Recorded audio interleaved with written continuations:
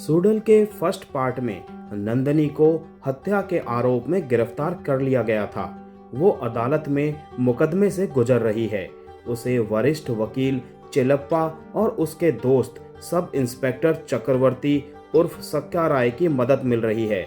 चेलप्पा को अपने गांव में बहुत सम्मान प्राप्त है और वो सक्का राय के लिए पिता के समान है। अचानक से उसकी मौत हो जाती है और पूरा गांव सदमे में आ जाता है।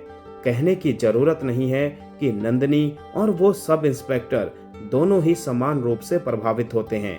पुलिस घटनास्थल से एक लड़की को पकड़ लेती है, लेकिन पुलिस विभाग को हैरानी तब होती है जब अलग अलग थानों में 7 युवतियों का आत्मसमर्पण होता है जो इस हत्या की जिम्मेदारी लेती हैं। मानो ये भी पर्याप्त नहीं है, सारी महिलाएं एक दूसरे से जुड़ी हुई भी नहीं हैं, लेकिन आश्चर्यजनक रूप से उन सभी का बयान एक जैसा ही होता है। सूडल 2 की शुरुआत वहीं से होती है जहां पहला सीजन खत्म हुआ था। अपने जीवन में राक्षस को खत्म करने वाली क्रोधित नंदिनी को अब इस बात का पछतावा है कि उसने किसी की जान ले ली।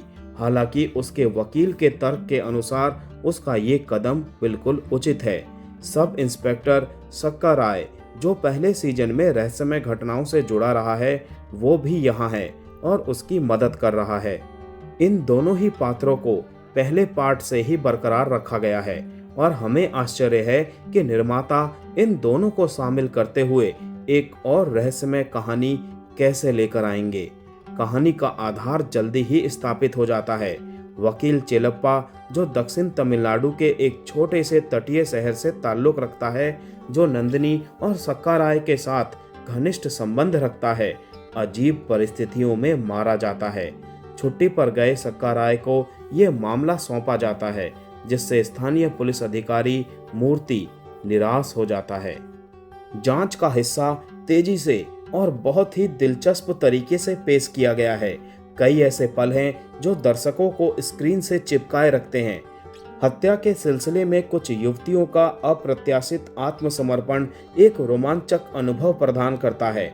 महिलाओं की पिछली कहानियां, उनके उद्देश्य और मामले की जांच को काफी हद तक मनोरंजक ढंग से चित्रित किया गया है। मामले को सुलझाने की कोशिश करने वाले 2 पुलिस वालों के बीच की केमिस्ट्री कार्यवाही को जारी रखती है। मध्य बिंदु के बाद कुछ महत्वपूर्ण पात्रों का परिचय और छिटपुट मोड़ दर्शकों को बांधे रखने में कामयाब होते हैं। कलाकारों का दमदार अभिनय और भावनात्मक जुड़ाव भी कहानी के पक्ष में काम करता है।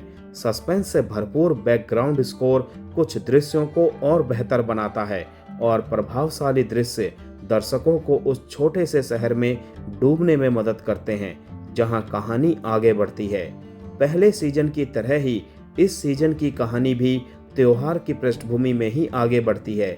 इस बार भी मेकर्स कुछ किरदारों और त्योहार के बीच एक सार्थक संबंध बनाने में सफल रहे हैं। कथीर ने एक बार फिर एक ईमानदार पुलिस अधिकारी की भूमिका निभाई, जो एक सनसनीखेज मामले के उलझे हुए पहलुओं को सुलझाने की कोशिश में लगा हुआ है। ऐश्वर्या ने भी एक और दिलचस्प भूमिका निभाई है, जिसमें उन्हें स्मार्ट और इमोशनल बनना पड़ा है।